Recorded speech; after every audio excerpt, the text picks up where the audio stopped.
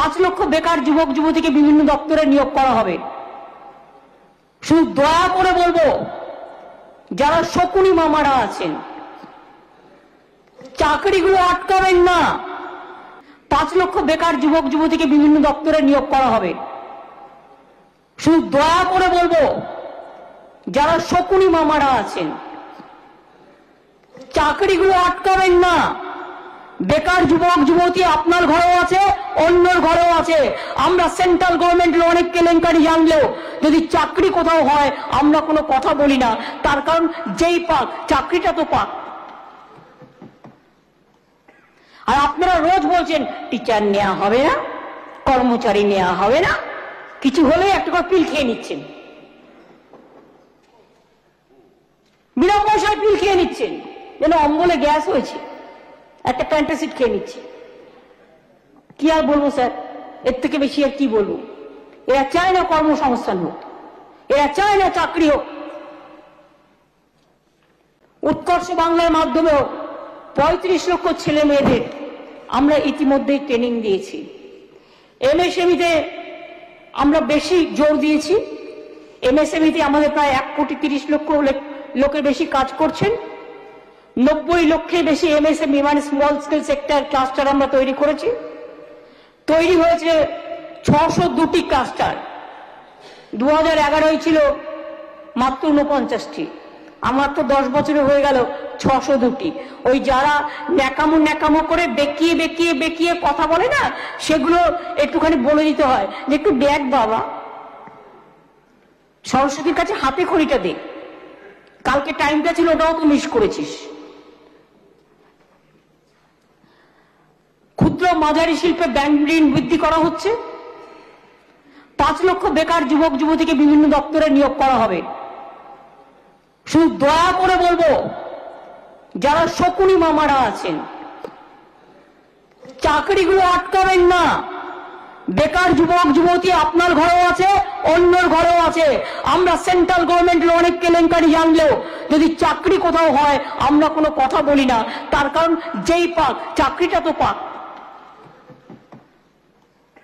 আর আপনারা রোজ বলছেন টিচার নেওয়া হবে না, কর্মচারী নেওয়া হবে না, কিছু হলে একটা করে পিল খেয়ে নিচ্ছেন, বিনা পয়সায় পিল খেয়ে নিচ্ছেন, যেন অম্বলে গ্যাস হয়েছে, একটা প্যান্টাসিড খেয়ে নিচ্ছে। কি আর বলবো স্যার, এর থেকে বেশি আর কি বলবো। এরা চায় না কর্মসংস্থান হোক, এরা চায় না চাকরি হোক। 2003-এর দায়িত্ব আমরা নেব না। আমাদের সময় কোন ইউটিলাইজেশন সার্টিফিকেট পেন্ডিং নেই। অ্যাবসলিউটলি ইট ইজ এ মিথ্যাচার, ভ্রষ্টাচার, কেন্দ্রীয় সরকারের এবং ইকোনমিক জাগলারি। বাকি রেখেছে কোনটাকে? আগে জিজ্ঞেস করুন, চ্যারিটি বিগিনস এট হোম। কেন্দ্রীয় সরকারের বাজেট তো ইকোনমিক জাগলারি দিয়ে ভরা। কর্মশ্রী প্রকল্পে নাকি 3,700 কোটি টাকা কথা বলা হয়েছে। দেখে না, না শুনে না। আরে এটা যারা কাজ করেছে 21 লক্ষ শ্রমিক মাইনে পায়নি, এটা তাদের প্রভিশন। আর কর্মশ্রী তো 50 দিনের কাজ বলা হয়েছে, তার জন্য একটা টোকেন মানিও রাখা হয়েছে এবং it will continue. It's a continuous process. PMGSY কে পদশ্রী নয় চালানো হচ্ছে না, নট এট অল। পদশ্রীর টাকা রাজ্যের টাকা, সম্পূর্ণ রাজ্যের টাকা। মিথ্যা কথা বলেছে, অ্যাবসলিউটলি রং।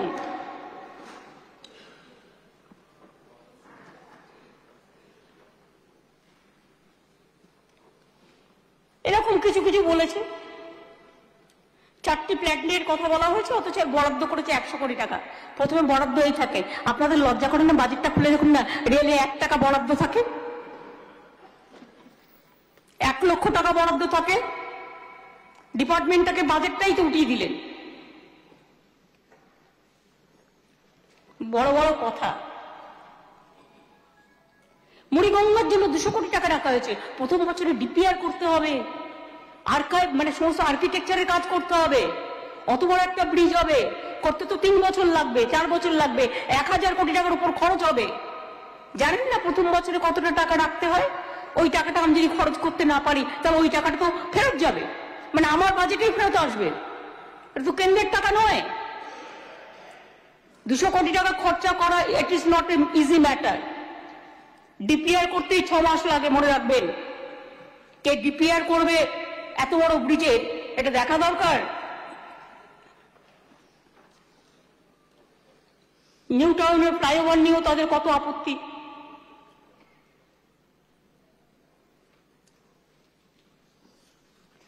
জঙ্গল মহল নিয়ে নাকি কিছু বলা নেই। টোটাল আমার SC/ST পপুলেশন সারা বাংলাতেই আছে, সারা পশ্চিমবঙ্গ নিয়ে বলা আছে। আর পশ্চিমবঙ্গটা একটা জায়গায় নয়, পশ্চিমবঙ্গের 23টা জেলা, প্রত্যেকটা স্কিম 23টা জেলায় কভার হয়, এটা জেনে রাখবেন। চা সুন্দরীদের নাকি উচ্ছেদ করা হচ্ছে, উদ্বাস্তু পাত্তা দেওয়া হচ্ছে। ওরা আবার উদ্বাস্তু হলো কোথা থেকে? নিজের জায়গায় বাস করে লাইনেই তারা জমি পাচ্ছে, আর কিছু উদ্বৃত্ত ল্যান্ড নিয়ে সেখানে আমরা জমি দিচ্ছি। আর জমির সাথে আমরা 1,20,000 টাকাও দিচ্ছি, যাতে তারা বাড়িটাও করে নিতে পারে। কি বিজেপি একটাও করে আজ পর্যন্ত দেখাতে পেরেছেন? ইলেকশন আসলেই উদ্বোধন, इलेक्शन আসলে चाय बागान हम अधिग्रहण करेगा, इलेक्शन আসলে 15 लाख रुपया हम सबको पकड़ में देगा। আজকে আমি শুনেছি অনেক জায়গায় আধার কার্ড বাতিল করে দিচ্ছে যাতে মানুষ ভোট না দিতে পারে। আমার কাছে অনেক MLA এবং MP কমপ্লেন করেছে। From district area north 24 Pargana আমায় করেছে কমপ্লেনটা। আমি দেখতে বলেছি অ্যাডমিনিস্ট্রেশনকে অ্যাকচুয়াল কি হচ্ছে। যখন আধার কার্ড করে তখন টাকা দিয়ে কত কষ্ট করে ঘুরে ঘুরে করতে হয়। হঠাৎ করে আধার কার্ডগুলো নাকি বাতিল করে দিয়েছে ইলেকশনের আগে, যাতে মানুষ ভোট দিতে না পারে, গণতন্ত্র অধিকার করতে পারে, হরণ করতে পারে। আর যারা কদিন ধরে অনেক কথা বলে যাচ্ছেন কিছু মিডিয়ার তৎপরতায়, আসল জিনিসটা না জেনেই, আপনারা জানেন জীবনে আমি কোনো অন্যায়কে কোনোদিন প্রশ্রয় দিইনি, এবং আমি ইনিশিয়েটিভ নিয়ে স্টেট কমিশন পাঠিয়েছি, আমাদের অ্যাডমিনিস্ট্রেশন পাঠিয়েছি, 17 জনকে অ্যারেস্ট করা হয়েছে। এবং আপনারা দেখেছেন যারা মুখে মাস্ক পরে পরে ছবি তুলছে, ধরাও পড়েছে বিজেপির কর্মী, কিভাবে তারা বাইরে থেকে নিয়ে এসে একটা এলাকাকে অশান্ত করার চেষ্টা করেছে। আগে টার্গেট শেখ শাহজাহান, ওকে টার্গেট করে ইডি ঢুকলো, তারপরে সবাইকে বার করে দিয়ে তারপরে ওখানে আদিবাসী মাইনরিটিদের মধ্যে ঝগড়া লাগিয়ে দিল। শুনুন, কারো কোনো ক্ষোভ বিক্ষোভ থাকতেই পারে, যদি থাকে গভর্নমেন্ট ডিসিশন নেবে। আমাদের মহিলা টিম আছে ওখানে, পুলিশেরও একটা মহিলা টিম আছে, ঘরে ঘরে যাচ্ছে কার কি অভিযোগ শুনতে, শুনে এসে রিপোর্ট করার পর যদি কারো প্রবলেম থাকে সেটা নিয়ে নিশ্চয়ই আমরা কাজ করব। আগে তো আমাকে জানতে হবে ব্যাপারটা কি, নাকি কাকে কার নিয়ে পালিয়ে গেল বলে আমিও পালাতে শুরু করলাম। সন্দেশখালী আজকে নতুন নয়, ওখানে RSS এর একটা বাসা আছে, 7-8 বছর আগেও দাঙ্গা হয়েছিল ওখানে। কতগুলো দাঙ্গা স্পটের মধ্যে এটাও একটা স্পট, মনে রাখবেন। সরস্বতী পুজোয় আমরা স্ট্রংলি হ্যান্ডেল করেছি, তা নাহলে আদৌ ভালো করে করতে পারতাম কিনা মানে সন্দেহ আছে। প্ল্যানিং অনেক ছিল। BSF এর কাজ কি? বর্ডার পাহারা দেওয়া। তো যদি চোপড়ায় 4টি বাচ্চা মারা যায়, আজকে মাননীয় রাজ্যপালের কাছে আমাদের টিম গিয়েছিল, এখানে তো ওরা 334টা টিম পাঠিয়েছে। তাহলে চোপড়ায় যদি 4টে শিশু মারা যায়, শিশুদের জীবনের কি কোনো দাম নেই? সেই BSF এর আমি শাস্তি চাই, যাদের জন্য বাচ্চাগুলো মারা গিয়েছে। কড়া পদক্ষেপ নিতে হবে সেন্ট্রাল গভর্নমেন্টকে।